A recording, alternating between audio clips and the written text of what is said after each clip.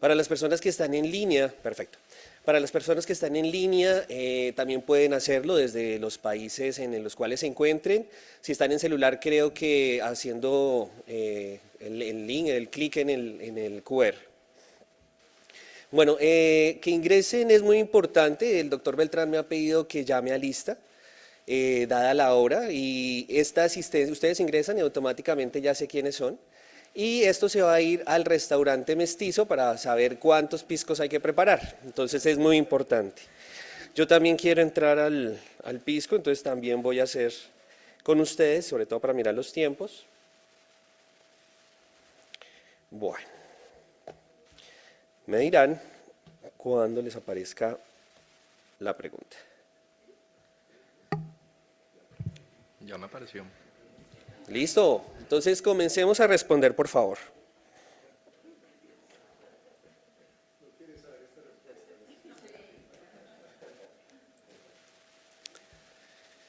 Veamos a ver qué van a responder todos ustedes. Yo creo que la primera, bueno.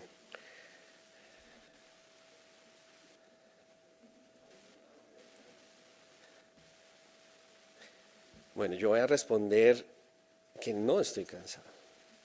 No, que no estoy cansado. Claro, obviamente. Bueno, ahora sí, veamos las respuestas. Ay, qué poco honestos. Bueno, muy bien. 42, se están poniendo mucha atención. Vamos a continuar con la segunda. Esto era para despertarlos, para saber a qué tema vamos a entrar. Entonces, siguiente pregunta. ¿Qué porcentaje de pacientes migrantes hay en tu consulta en un mes? El 1 al 10, el 11 al 25, el 25 al 50, consulta exclusiva en este tipo de pacientes o no valoro ninguno de esos pacientes en esta condición.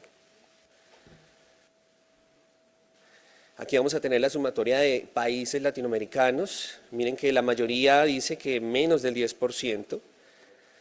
Un 3% nos dice que no valora pacientes en esta condición, o sea, sus consultas no son de eso. Muy bien, ahí estuvieron los 40. Vamos a tener aquí el entremés de introductorio. Son 20 minutos de solo preguntas, entonces de los 35. Del total de pacientes, ¿qué porcentajes de pacientes migrantes tienen el diagnóstico de no en el país de destino? Ojo, esta es una doble pregunta. La primera, segunda, tercera y cuarta y quinta son las respuestas a esta pregunta. Las dos de abajo son una pregunta diferente, quiero que la lean. Y me van a responder de la 1 a la 5 y la 6 y 7. ¿Sí? O sea, ¿cuántos migrantes tienen el diagnóstico de nuevo en los países? Responden esa y van a leer. Creo que los pacientes pueden llegar a mentir acerca de su condición de VIH para ingresar al sistema de salud. O no, no creo que los pacientes mientan.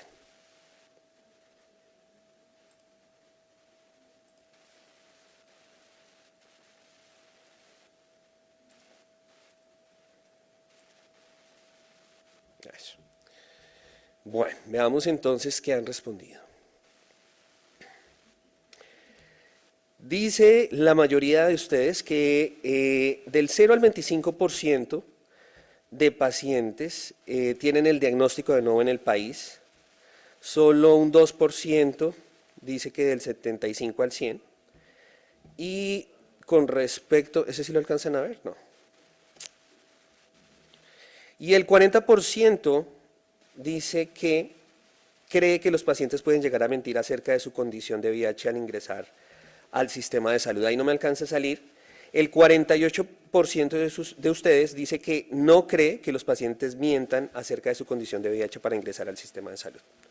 Bueno, esto es solo un abrebocas. Quería era que se distanciaran un poquito de lo que es el solo escuchar y que fuéramos muy activos. ¿Podemos regresar a la presentación, por favor?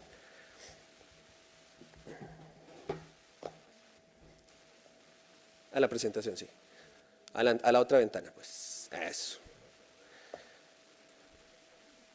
Bueno, y les decía que esta presentación, esta ponencia ha cambiado mucho en varios profesionales de nosotros, ya que nosotros comenzamos en el 2015, 2017 a ver este tipo de situaciones y era lo que nos llevaba en el 2016, 2017 a una explosión de pensar si estos pacientes tenían un gran costo, un peso en lo que eran los sistemas económicos de los países que recibían. Y pasamos de esto, pasamos de todas las fronteras a cómo se llenaban pocos sistemas de sanidad que pudieran cubrir la demanda de todas estas personas que huían. Pero ahora ya no nos enfrentamos a eso. Ahora lo que nos enfrenta, las fronteras se han abierto, por lo menos en mi país, en la ruta migratoria de Venezuela, y ya lo que nos enfrentamos es a las personas que están en esos países de destino a donde la ruta migratoria los haya llevado, cómo van a ser ciudadanos que van a aportar, que van a consumir recursos del sistema y que hacen parte nuevamente de ese país. El doctor Miguel en el anterior evento nos decía que los pacientes también se estaban devolviendo, pero tenemos que pensar en el impacto que va a tener esos pacientes que quedan. No sabemos cuál es la información en cuestión a cuántos van, cuántos están transitando y para eso el sistema de salud tiene que ser muy fuerte. ¿Qué es lo que nos dice ONUCIDA con respecto a esta situación? Dice que de los 7.1 millones de venezolanos que han salido de su país, 6 millones están en América Latina y solo un tercio cuenta con un permiso de residencia que les permite disponer de los servicios de salud como cualquier otro ciudadano del país de llegada.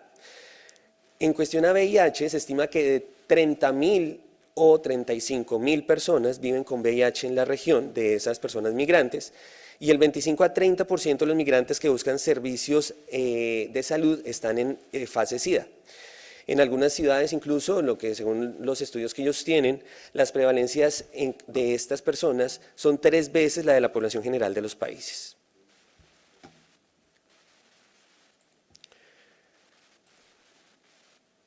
Pero entonces les recuerdo algunos datos de nuestro anterior encuentro en el cual hablábamos de migración en general, en el cual decíamos que en el mundo son 281 millones de personas que han migrado hacia otros países. Les mostraba en esa ocasión que no era aquí en América Latina el mayor porcentaje, sino en Europa, en Asia. De ellos, el porcentaje de migrantes de la población mundial representaba el 3.6 y trabajadores ya migrantes, de esos 281 estaban 164 millones. ¿Por qué es un tema tan importante dentro de nuestro programa? Porque si nos vamos a las páginas en donde esperamos un apoyo, no encontramos claramente una agenda estratégica con respecto al tema de migración. Este es la página web de ONUCIDA, el día de ayer que la consulté, y si ustedes miran los focus del área, las áreas de focus, las poblaciones vulnerables, ahí no se encuentra migración. Vamos a buscar migración y no hay un tema específico de él. Buscamos en el portal de datos sobre migración y no encontramos el tema de VIH. Sin embargo, ONUCIDA y la Organización Internacional de Migración tienen varios acuerdos con respecto al apoyo que deben dar en los diferentes países de llegada con respecto a la atención en pacientes de VIH. Eso es lo que nosotros creemos. Ya vamos a mirar realmente qué es lo que sucede. Esta diapositiva, hoy no los voy a llenar con tantos números, es solo para recordar cómo hasta el 2016 estaban las dinámicas de movimiento entre los diferentes países y cómo va a cambiar, este es el 2016, créanme, cómo va a cambiar en los siguientes años. También mirábamos dentro de ese determinante cuáles eran los diferentes ejes que llevaban a una persona a migrar. El día de hoy solo vamos a ver estas personas, o sea, el determinante ya como individual, a qué se atraviesa, qué es lo que tiene que afrontar en cada país de llegada. Igual, en las fases, les hablábamos en alguna ocasión de cómo migraban, la fase previa a la migración, los determinantes de por qué iban a migrar, cuáles eran las condiciones, los factores de riesgos en su fase de movimiento, la fase de llegada e integración a las nuevas ciudades, a las nuevas poblaciones y cuando regresaban. Hoy nos vamos a centrar en esta parte, fase de llegada e integración. Y esto solo para para que vean en cuestión a la población general a lo que se enfrentan, pero los pacientes con VIH tienen otras limitantes y otros problemas. Veamos cuáles son: disturbios sociales engendrados por la migración, ahí pues es que están envueltos en lo que es todo el núcleo. Ya hemos hablado varias veces sobre cómo se presentó varios conflictos sociales cuando llegaban a las ciudades. Recuerden el último grande, cómo de Honduras trataban de llegar a Estados Unidos y cómo estaban todos atentos, cosa de hace 8 meses, 6 meses. La discriminación que van a tener en el acceso a los servicios sociales en el país de llegada, ya que no están regulares. La falta de capital social en los diferentes gobiernos precisamente para atender a esas personas. Los planes territoriales no cuentan con que va a llegar un número incontable, no definido, de personas a sus sitios y que tienen que cubrir sus servicios, la salud. Y las condiciones de vida inseguras mientras buscan esas condiciones de vida. En un paciente con VIH también se va a enfrentar como tal en la situación del diagnóstico a diagnósticos tardíos, a comportamientos de desinterés en la búsqueda del tratamiento, porque lo primero que tratan de hacer es conseguir dinero, conseguir un lugar donde puedan estar, brindarles eso a las personas con que viajan, si son sus familias, los hijos. El paso 3, el abandono de tratamientos de todas estas personas que ya tienen el diagnóstico pues antes de iniciar su peregrinar. Y el riesgo de transmisión, porque pues no son pacientes controlados.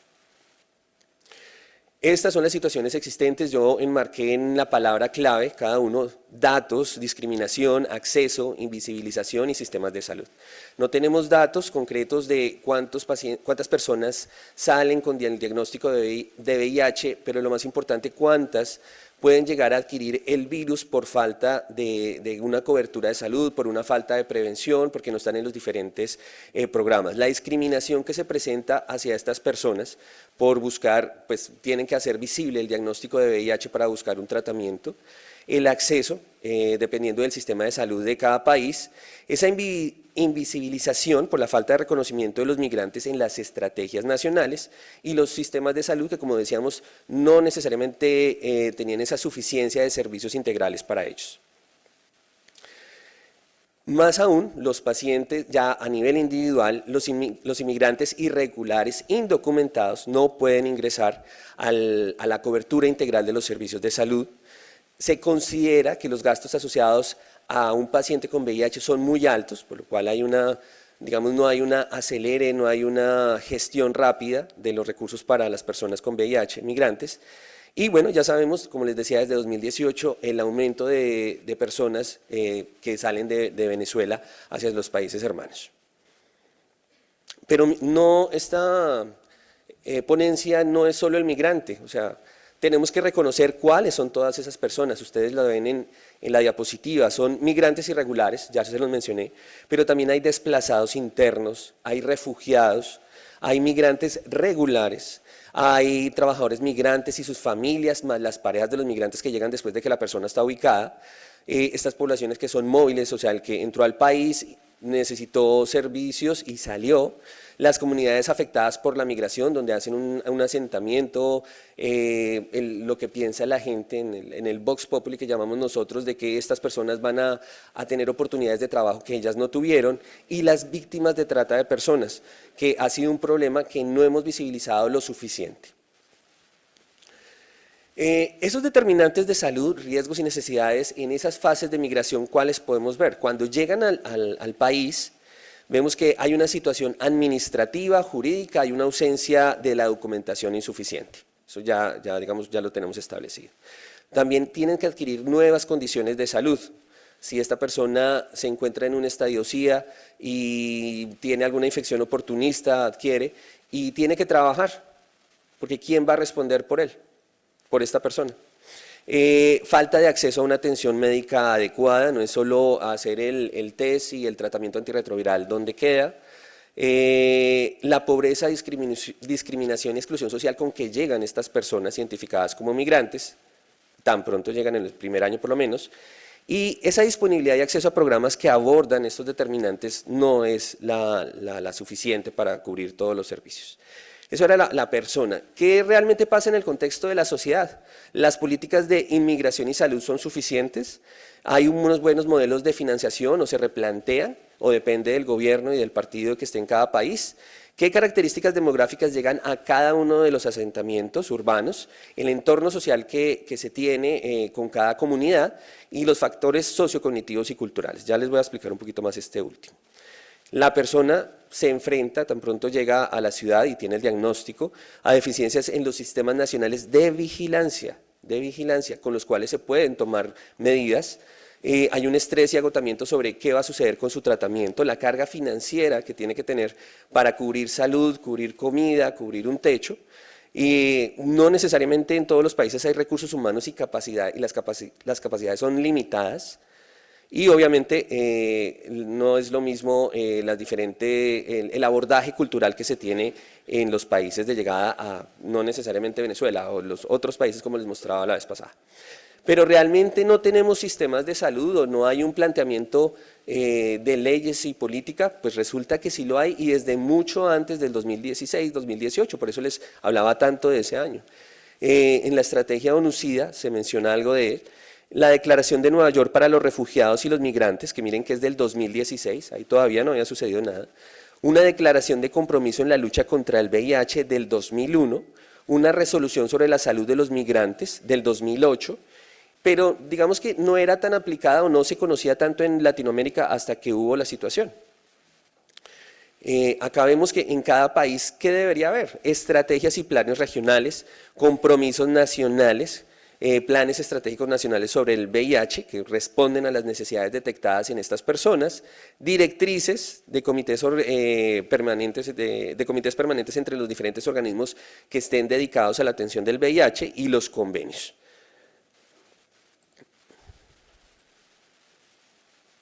Ahora bien,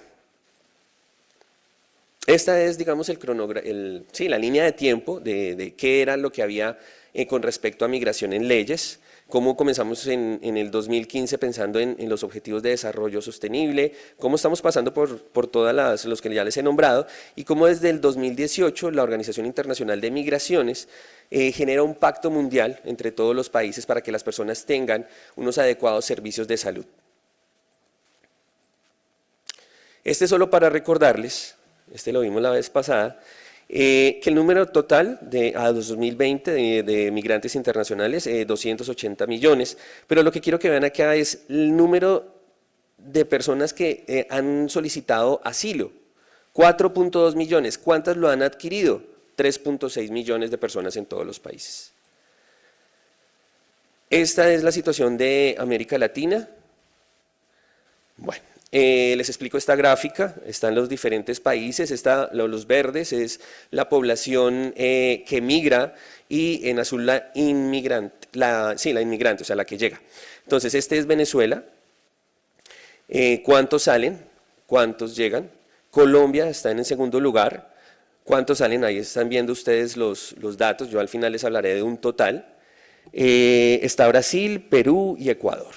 Esto es generado por la Organización Internacional de Migración, pero realmente no sabemos cuáles son todas las personas que llegan y como les decía, cómo está surgiendo ese transporte, ese traslado entre las diferentes rutas migratorias que hay hacia arriba y abajo de América Latina, o bueno, hacia el norte y al sur, para no decir arriba y abajo. Ustedes ven o conocen muchas personas lo que es diferentes ONGs que ayudan a estas personas antes de que tengan una condición regular en los países. Una de ellas, AHF, en mi país, en Colombia, está con una presencia muy importante. Solicité a ellos algo de la información que ellos nos pueden brindar acerca de las personas que atienden, los diferentes personas, cómo se mueven dentro del sistema de seguridad. Pero ustedes ven que hay en todos los países, Argentina, Brasil, Chile, Colombia. Yo traté de comunicarme con AHF Chile. No hay una respuesta, creo que fue porque cambiaron del contacto de la persona. Pero en Colombia, para ponerles el ejemplo, AHF está en todo lo que es la zona fronteriza. Ven las IPS que ellos tienen, o los centros de salud, que están en Bogotá, Valledupar, Riohacha, Cartagena, Cúcuta y Bucaramanga. Ahí ven las diferentes aperturas y que todas estas sucedieron después del 2018. Me interesa ver esta cascada de atención. Estos, sí, los ven bien, son las personas que van tamizando ¿Cuántas personas van a...? Esto es de 5 años más o menos, hasta el 2022. ¿Cuántas personas van quedando para atención de ellas? En azul, colombianos, no solo ven personas migrantes, puesto que ofrecen el test gratis. Venezolanos, en rojo, y otras nacionalidades. Entonces ven aquí cuántas personas son positivas, 4.871 venezolanas, las que están todavía, o las que estuvieron en tratamiento, iniciaron tratamiento con ellos, 4.000 personas, las que han retenido en tratamiento, 2.185 personas, y aquí empiezan a estar, bueno, terminando la cascada, que 1.700 personas están son indetectables. Para ellos el 16% son diagnósticos de novo en venezolanos, en toda la población venezolana. Esto es, menos mal Pedro no está, porque si no me regaña, porque esto es a lo largo de los años, no es el corte. Vamos a ver el corte más adelante. En este momento hay 258 personas que ellos ven. 258 gestantes que vieron del 2018 al 2022. Fueron transferidas al Sistema General de Salud 29. Hijos vivos que nacieron sin el diagnóstico, 214. Positivos, solo pues 9, no solo, es una cantidad importante, y bueno, esta es la población de gestantes. Quiero que vean aquí la proporción en sexo, el 71% son hombres, no cambia con respecto a lo que es la población general. Las diferentes edades, miren aquí cómo la edad productiva es la que más hay, aquí en el total, de 20 a 24 años 332, 483, 410. ¿Cuántas de estas personas están en estadio SIDA? Un 48%. ¿Cuántas han sido transferidas en porcentaje? Este es, digamos, los que salen de HF, el 23% han salido es porque inician la atención en el sistema de seguridad del país. Y bueno, eso es con respecto, podemos hablar de otras ONGs, ellos amablemente me brindaron esta información, son los gestores en cuestión a la comunidad venezolana en el país. Esta es una información de la cuenta de alto costo. Como les decía al principio, había una percepción de que los inmigrantes representaban una carga para los sistemas de salud. Lo que hizo la cuenta de alto costo, que es otro de los sistemas de vigilancia en el país, es que de 1 de febrero de 2018 al 31 de enero del 2019 miraron los gastos hospitalarios y no hospitalarios comparados entre las personas migrantes y las no migrantes de todo el sistema. ¿Qué se encontró? Bueno, acá está la proporción, no me voy a extender en eso, digamos está en aquí el total, nos vamos a quedar aquí, los inmigrantes y los migrantes, el porcentaje está entre paréntesis.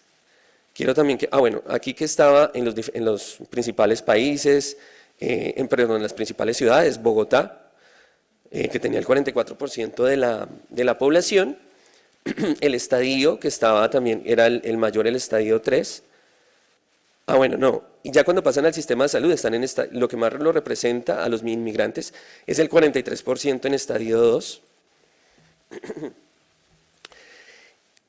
Y realmente, lo que pasó en la comparación de los gastos es que no representaban la mayor porcentaje y que no eran una carga para el país. Acá está. La conclusión de ese estudio de 2019 es que los gastos asociados al tratamiento de origen venezolano en Colombia son inferiores a la población no migrante, y esto tanto en consulta externa como en los gastos hospitalarios. Bueno, muy bien. Entonces ese es el análisis, ya les mostré el análisis económico. ¿Qué brechas de salud hay entonces en los diferentes sistemas? Voy a comparar el país de llegada de Canadá con el de Colombia. En Canadá, las personas, mujeres que eran inmigrantes, consideraron que sus barreras tenían que ver con el largo tiempo de espera en los puntos de servicio, la frustración por el lento proceso de tratamiento, las pérdidas económicas que implicaba el tener que ir al trabajo, a la consulta y ausentarse de su trabajo y que no ganaban, y la brecha de comunicación que había entre los médicos y las personas inmigrantes. En cambio, miren que en Colombia es muy diferente. La condición que ellos tenían era que no identificaron, no conocían organizaciones o instituciones a las que pudieran acudir en busca de información o ayuda. Entonces miren las diferentes condiciones. Esto es más para recordar, en Colombia, en Latinoamérica, son 14 millones de personas las que están migrando. Y les recuerdo algo muy básico, que son los factores de riesgo en VIH, las relaciones sexuales, bueno, todos lo conocen, pero ¿por qué lo quiero mostrar? Porque es que las diferentes oportunidades que se presentan y donde puede haber la transmisión del virus es cuando hay una infracción en la prevención que tenemos sobre las condiciones. ¿A qué me refiero? Bueno, esta también, una noticia de hace algunos meses, cómo se veía a los migrantes en cuestión a delincuencia, por ejemplo, en mi país, qué tan letales son. La alcaldesa aquí diciendo que hay una minoría de venezolanos profundamente violentos, que eran un factor de inseguridad, diferentes condiciones que nos llevan también a la trata de personas. Aquí vemos cómo está identificado que la trata de personas en América es mucho mayor que en los otros continentes. Y bueno, existe una página, la que nos puede llevar al número registrado en cada país, no se las voy a mostrar ahora en aras del tiempo. Y hay otras oportunidades. Para mi consulta es muy llamativo que sea mucho más frecuente cuando uno pregunta a qué se dedican a inmigrantes que ya están en el sistema de salud y me digan que modelo webcam. Pues uno digamos, lo entiende, pero comenzó a ser de un momento a otro mucho más frecuente. Fui a buscar y me encontré que Colombia es el segundo país del mundo con más personas dedicadas a este trabajo después de Rumania. Es una condición en la cual pueden adquirir, o sea, habiendo adquirido un computador y un acceso a internet, incluso hay lugares donde se los alquilan para hacer sus sesiones y comienzan a tener unos buenos recursos. Esto fue una buena respuesta, una oportunidad que tienen muchos de ellos. Pregunté a uno de ellos y me decía que era muy fácil ingresar, pero pues era difícil el mantenerse. Y que pues dependiendo del fenotipo les iba yendo mejor y se quedaban ahí o no. Algunos de estos casos, este que coloqué aquí es también de migrantes que han tenido buenos recursos, pero pues no es para todas las personas. O sea, este es un extremo diferente a lo que les mencionaba aquí en la trata de personas, donde son privadas de libertad, por así decirlo, y generadas en un comercio donde van a tener un mínimo de ganancias y donde lo que van a tener es el dinero. Voy a comenzar a adelantar ya la hora.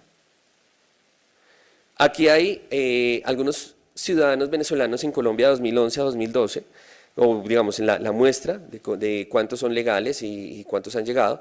Y aquí está la incidencia acumulada en VIH en Venezuela, en Colombia y de los venezolanos residentes en Colombia. Entonces miren la gran diferencia, la duplica.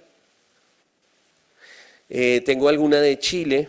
En Chile, esta ya no les habían mostrado en los diferentes casos en Chile de diagnóstico de VIH, pero lo traigo a colación, es porque el Comité Consultivo de SIDA, la Asociación Chilena de Infectología, declaró que en el 2015 el porcentaje de nuevos casos presentados con VIH en inmigrantes era del 9.19 y miren cómo va subiendo, 16, 23, hasta que en el 2018 es el 37%, es lo que encontré oficialmente.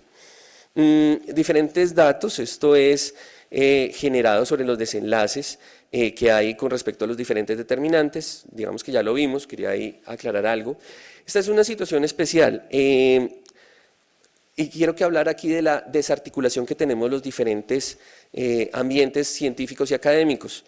En octubre, el 27 de octubre de este año, se reunieron en Lima, en el cuarto foro latinoamericano sobre VIH, el grupo de cooperación técnica horizontal, y fueron representantes de los programas nacionales de Ecuador, Perú y Chile, y esta doctora es la doctora Paulina Giusti, jefa del proyecto de sostenibilidad del sistema local de salud, y lo que me llamó la atención es que lo que brindó en ese foro fue un continuo de atención entre los tres países con información. Había un proyecto, hicieron un estudio, que es el que les voy a mostrar, con respecto a qué información había en cada país de salida, cuánto habían llegado y lo que quisieron fue unificar. Me llamó la atención esto, el cuarto foro latinoamericano, y retomando el liderazgo de América Latina en la respuesta al VIH, SIDA e ITS, miré las personas que habían asistido y eran representantes de cada país. Pero ¿cuántos de nosotros supimos de esa reunión? Creo que ninguno. A mí no. Por allá alzaron una mano. Entonces, ¿quién es ese grupo de cooperación técnica horizontal? No lo conocía y miren lo que dice. El grupo de cooperación reúne a los responsables de los programas de VIH de 20 países de Latinoamérica y el Caribe. Su misión es facilitar proyectos de cooperación horizontal entre los países para mejorar la respuesta a la epidemia en la región. Entonces, ¿recuerdan ustedes cómo comenzamos? ¿Cómo comenzamos este grupo? ¿Recuerdan cómo se llamaba en los primeros años, antes de hacer el taller? Hablábamos de redes, y entonces lo que les hablo es de una desarticulación dentro de los proyectos que ellos hacen y los que nosotros podemos tener y lo que puede surgir en este taller latinoamericano y las oportunidades que podemos tener. Un ejemplo sobre ese estudio que hicieron ellos, cómo en la ruta migratoria tienen diferentes medicamentos. En Venezuela sabemos el TLD, en Colombia cómo estaban los medicamentos según la guía y lo que todavía usábamos. Ecuador, una persona que va, bueno, ahora les quiero aclarar, la ruta migratoria es de Venezuela hasta Chile. Entonces, el que pasa a Ecuador ya no tiene algunos medicamentos, pasa a Perú, y aquí creo que es donde hay lopinavir aún, me desmienten si esto está desactualizado, son lo que encontraron. En Bolivia están utilizando nevirapina y ahí ya no hay dolutegravir, y aquí pues hay un poquito más de opciones. Este no se alcanzó a actualizar. ¿Qué es importante y quiero rescatar? Es las diferentes recopilaciones en historias clínicas e información que podemos tener al país de llegada. Bueno, no sale, no se preocupen. Conclusiones. Ya nos hicieron los piscos, tranquilos. Las conclusiones aquí no son los hallazgos que se pudo encontrar en esta revisión de temas, sino son los compromisos que debemos tener. Ya sabemos, y no quisiera que quedara solo en el papel o solo en los diferentes documentos que hay o compromisos, sino realmente cómo nosotros, como líderes en cada una de nuestras regiones, podemos aportar a lograr un objetivo en común. Reducir el riesgo de contraer el VIH, reducir la vulnerabilidad entre los migrantes y las poblaciones móviles, asegurar su acceso en igualdad de condiciones a los servicios, encarar los efectos de la movilidad de la población en la salud y garantizando que se atiendan debidamente, contrarrestar los estigmas, todo lo que les mostré, investigación sobre la vulnerabilidad de los migrantes y las poblaciones. Aquí podríamos iniciar, tan solo iniciar, para tener realmente un impacto en la región. Y la instauración de políticas y servicios que cuando haya los datos podemos exigirlos. Eso es todo lo que les quiero compartir. Muchas gracias por su atención, muchas gracias por estar a esta hora y espero haberles sembrado una semilla de motivación para trabajar con esta población. Muchas gracias.